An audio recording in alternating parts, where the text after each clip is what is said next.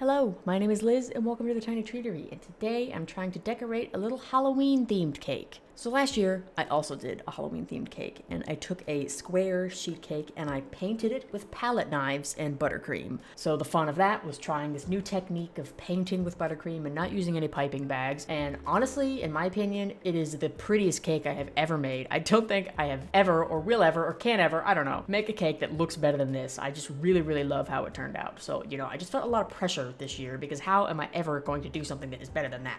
And I'm making no promises that that's going to happen because I don't think it's going to happen. But, I was really racking my brain looking for inspiration. And so I Googled Halloween desserts. And the problem with a lot of these to me is that it's like easy Halloween treats to make with kids. Very simple things that you can just do for fun with your friends or family or whatever. And that's cute. And I have absolutely no problem with that. But that's not going to serve me in a YouTube video. They already did that. They already came up with that and show you how to do that. So what is the purpose of me copying these little spider cookies or these little monster Rice Krispie treats? It just doesn't make any sense to do something like that. So then I Googled Halloween painting because I was like, well, I did a painting last year. Maybe I can just do another painting. There are all kinds of things you can paint, so why not try that again? But honestly, I don't really like any of these. I really the scene that I did is like the ideal Halloween scene to me. And none of these other ones are really gonna hit the same.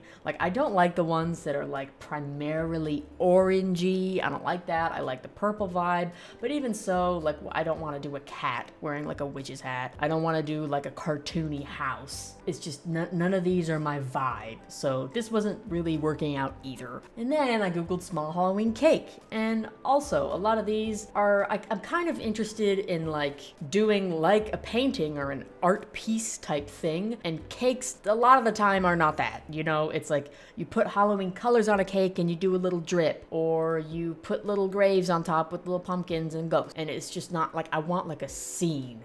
I want a piece, and that is just not what a lot of these cakes are. Okay, I will say, I love this ghost one because it's a 3D thing, it's a cake, but it is the ghost, and I really like that. But I can't just copy this. Somebody else already did that, so I can't do that. I had to look for something that would inspire me to then do my own thing with it. And I did find one that did inspire me, which is this. Decorating a Halloween cake using fondant. They posted this on YouTube. Food Farmer Earth posted this in 2012, so 10 years ago, actually.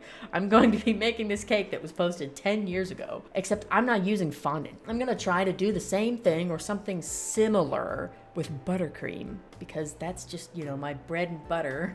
And in that way, I'm taking inspiration from this, but kind of doing my own thing with it. I don't think I'm gonna include all the elements. I don't think I'll do the little gravestones because my cake is gonna be pretty small. I'm not gonna have a ton of room. I don't think I'll do the bats, but I'm thinking for sure the tree, the moon, I really like that. Some clouds maybe, and I'll try to do pumpkins. That was probably the worst part of my last one, was trying to do these pumpkins. I did manage to do it somewhat by putting a blob of icing there and then putting the cake in the freezer until it was hardened and then sculpting it into a pumpkin shape. I don't know if that's gonna work as well on a vertical cake, but I'm gonna try something. But the thing that I think is gonna be the most interesting is that I really like how they have some of these elements sticking over the top, and I am going to try to attempt that, but with buttercream. And I don't know how well it's gonna work. I have some plans, I have some schemes.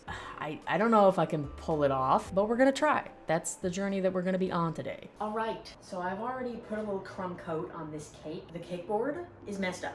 I don't know if you can tell, but it is, because I ran out of little cake boards, so I took a big one and used a cookie cutter to help me cut out a circle, and it's jagged, but I did my best. As far as the decoration, the first thing I'm gonna do is cover this thing in the night sky. And just like last year, I have mixed 3 purpley bluish shades to hopefully blend together to get myself a nice gradient sky effect. So I have this, I don't know what you would call this, periwinkle type color, and then a darker purpley thing, and then an even darker one. This one kind of doesn't feel like it fits in, so I don't even know if I'm going to use it. And these colors don't look as good as they did last year. I think they're bluer than I wanted. I was thinking I wanted more blue, but then it got too blue, and I kind of want some more purple. I don't know. The colors I had last year were just so good, and I don't know how to replicate it, but this is what I have, so let's do that.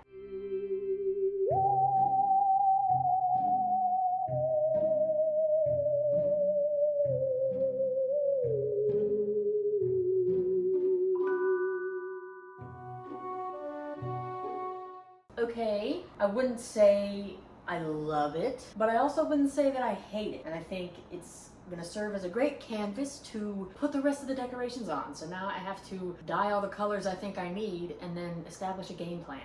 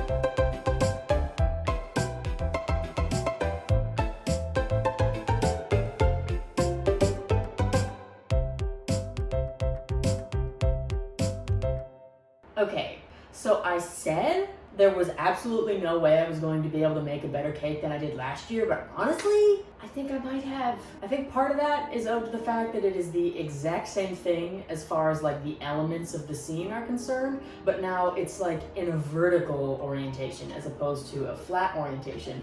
So it kind of just feels like I just like leveled up the concept. So next year, I don't know, I don't know, I'll have to make like a 4D cake or something like that because I don't think I can do it again, but I really, really love how this turned out. Everything just went like exactly the way that I wanted it to. So we have the little pumpkins that I did with transfers. So I just piped them out on parchment and then I layered them on top of one another. And I think it gives a really nice little 3D kind of effect. And then there's just the clouds, which I also like that I layered those on top of the moon. I don't want to necessarily plant this idea in your head if you didn't already have it, but it does kind of look like a cheese maybe more than a moon. I think the clouds help that. I think if I didn't have the clouds, that problem would be worse. Also on the clouds and the moon, I used luster dust to give it a little more like shimmer and dimension.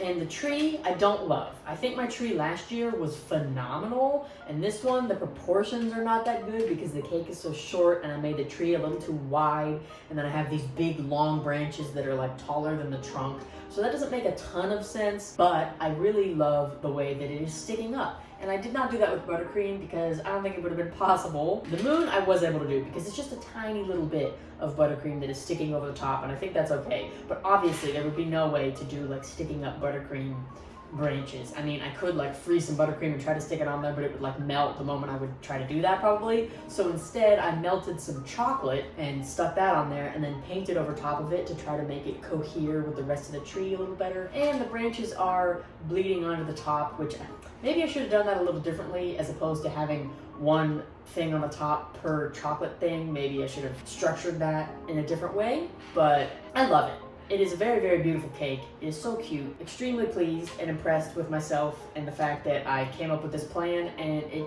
simply turned out exactly the way I hoped. I mean, that's all you can ask for when you set out to do something, really. As far as tasting goes, I am not gonna cut into this because it's too cute and I don't wanna ruin it right now. And it's just vanilla cake and vanilla buttercream. There's really nothing interesting there. But instead, I found pumpkin pie Kit Kats at the store, so I'll try these just so that I can have something that I tried. Crisp wafers and pumpkin pie flavored cream. So I guess the chocolate part is pumpkin pie, maybe? I wouldn't normally consider the outside of a Kit Kat to be cream. Wow, that definitely tastes like pumpkin spice type stuff. So if you like that, then you'll definitely like these. If you like that and you like Kit Kats, I would say you'll like these. I don't know if I would like it as much as a regular Kit Kat though, because I really, really like classic Kit Kats, but it's pretty good. Yeah, that wasn't relevant at all to this, but I just felt like I had to taste something, so I did. Alright, so if you want to, you can boost my ego and let me know what your favorite part of the cake was down in the comments. And thanks for watching, and subscribe for more tiny treats. And happy Halloween!